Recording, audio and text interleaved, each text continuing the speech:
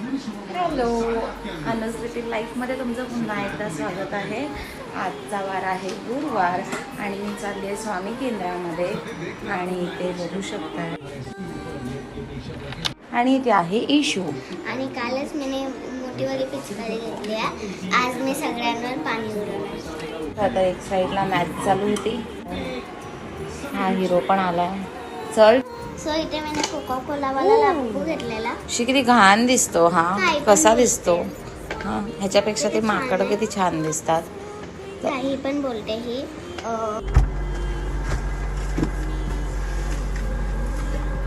इथे आम्ही स्वामी केंद्रात जायला निघालो आणि वर्तक नगरला इथेही स्वामींचं सुंदर असं मठ आहे. एकदा नक्की जा आणि दर्शन घ्या. आणि फायनली इथे आपण येऊरला पोचलेलो आहोत. आणि मग इथे वरतीच येऊरला एक भाजीवाल्या मावशी त्या त्यांच्याकडनं केळी घेतली प्रसादासाठी.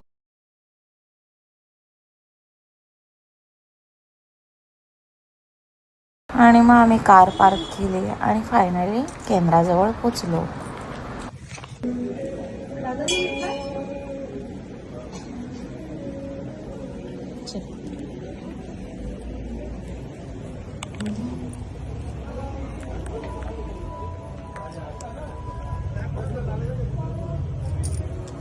बस इथे थोडा. आणि मग स्वामींचं दर्शन घेतलं आणि थोडा वेळ बाहेरच गाभाऱ्यात बसलो. मन इतकं प्रसन्न होत होतं की सर्व टेन्शन जे डोक्यात विचार चालू होते ते इथल्या इथे संपले. आणि मग पुन्हा पुढच्या आठवड्याभरासाठी स्वामींची ऊर्जा घेऊन चाललो होतो. आणि इथे चेतनचा फ्रेंड भेटला होता केंद्रामध्ये.